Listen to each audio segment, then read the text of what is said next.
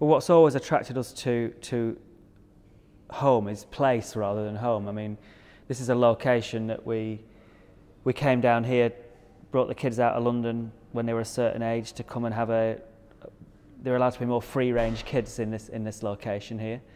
And this plot of land came up. It was an old, a little tiny bungalow on this plot of land, and we knew it had potential to build. The bungalow kind of wasn't architecturally important, so we knew we had the opportunity to build something here and build our dream home, and Geraldine had always wanted to do that, and that was it. So it's a place and then the ability to build a new home here, and it kind of all clicked together.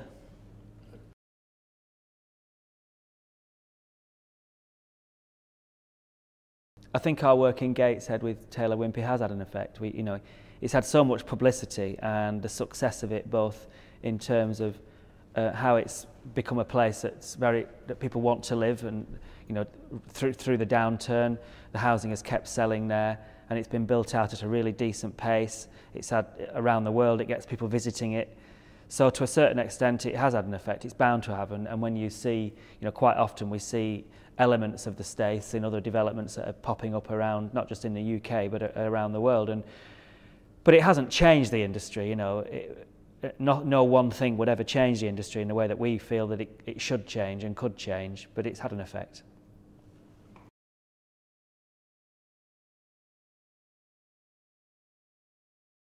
I think we are engaged as a nation more with architecture and design than a decade ago, for a number of reasons. One, the media gives it much more coverage, and then you have programmes like Kevin MacLeod on grand designs. You've got many more exhibitions from 100% design to all sorts of things that are taking place, not just in the UK but all around the world.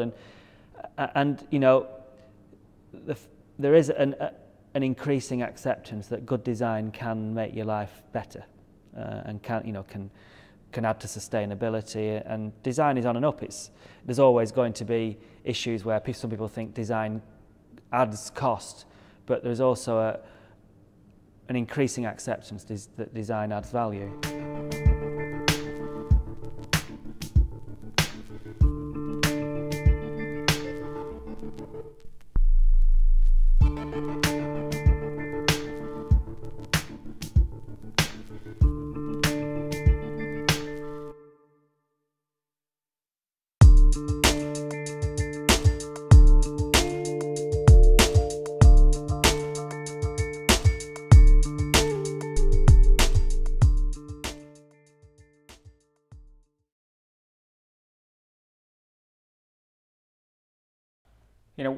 When we sold Red or Dead back in the late 90s, we'd done fashion for 18, 19 years and felt that we wanted to change.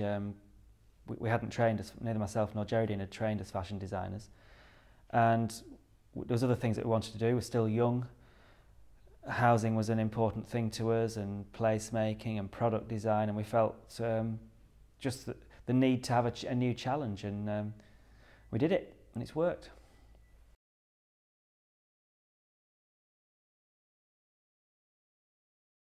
Yeah, I've been travelling to Australia for 20 odd years. My best mate married an Australian girl and settled down there eventually, and teaches English over there. So we went to visit them, this city called Perth, which is very isolated, miles from anywhere.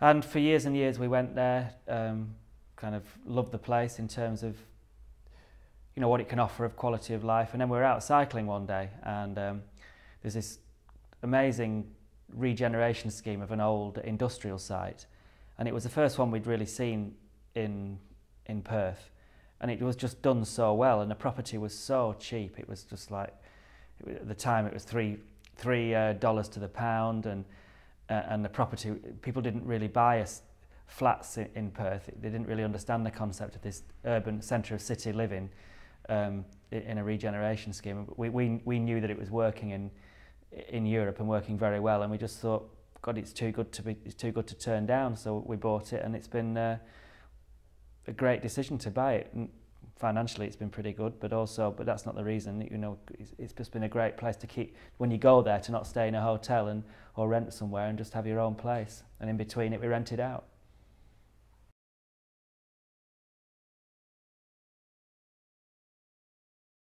Yeah, if money were no object, I think I'd love to have a house like this, with the space, with the garden, being able to go out and kick a football and pick up a cricket bat and a tennis racket in a city like London, you know, where you could go out for a run to a beach. So if they want to change London so that it's got a beautiful beach like near where we live here, that you can have gardens like this where you can get outside and lose yourself, and it costs what we can afford, then we'll move back there.